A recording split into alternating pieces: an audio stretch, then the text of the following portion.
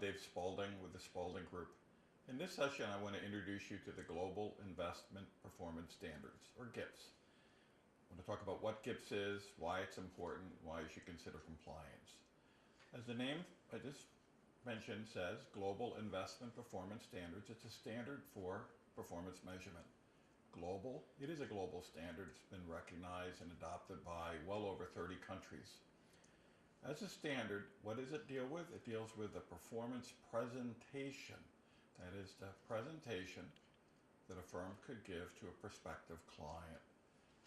It's a set of ethical principles that encourage full disclosure, so providing a prospect with a full breadth of the firm's performance within different approaches, different styles, different strategies. As I was saying, firms choose to comply to generally avoid a marketing disadvantage. There are opportunities for firms to gain an advantage, however, for example, in the retail space, hedge funds, private equity, and real estate, because those markets, GIPS is not as prevalent, a firm can actually have an advantage by complying. GIPS is seen as best practice. And what do we mean by best practice? The standards were developed by a group of people who are industry veterans who put forward what they believe is the best way to present performance. In addition, because the market has an opportunity to comment on whatever is provided, whatever is recommended, whatever is required, it's not just a few people, but actually a broad segment of the market that has the opportunity to provide input into what the standards are. I want to briefly touch on some of the key concepts of GIPS. First of all, we have firm definition. This is where most organizations have to begin when electing to become compliant with GIPS. What is the firm?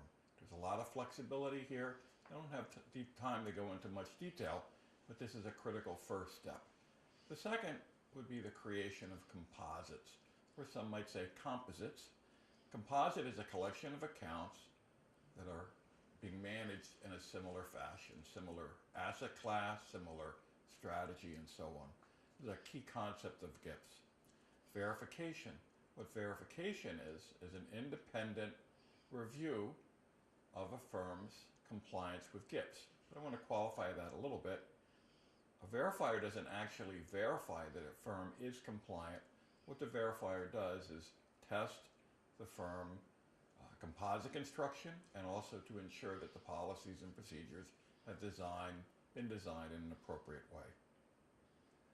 There's a standard requirement that all actual fee-paying, fully discretionary accounts must be included in at least one composite. We can go through that very quickly. Actual meaning a real portfolio. Fee-paying meaning that they pay an advisory fee. Now, it is possible to include non-fee-paying accounts in composites, but it's a requirement that all fee-paying are included. Discretionary. And this is one of the things that's confusing about GIPS. What do we mean by discretion? And very quickly, we generally think of discretion from a legal standpoint. A legally discretionary account would be one that is granted the manager the authority to trade on their behalf. But GIPS goes beyond that. There's basically an assumption that we've already obtained legal discretion. For GIPS purposes, we basically mean that the client has not imposed restrictions such that the account is not representative of the strategy.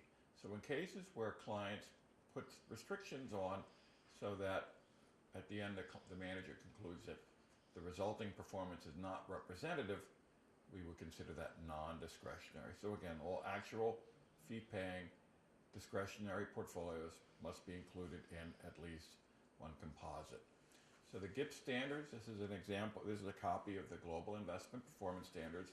Another important document is the GIPS Handbook. And the GIPS Handbook actually has a lot in it. That includes a copy of the GIPS standards, guidance statements, Q&As, and additional information.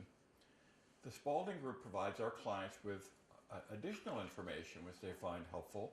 For example, we have our GIPS orientation kit, which is filled with a lot of material, including a copy of the GIPS Handbook, and also a book that we published a couple years ago that Jed Schneider, John Simpson, and I wrote, which is basically a guide to the standards. The GIPS standards are, again, best practice, and Within the institutional space, it has become basically a de facto requirement. Outside the institutional space, it's still considered best practice and firms should comply. Thank you.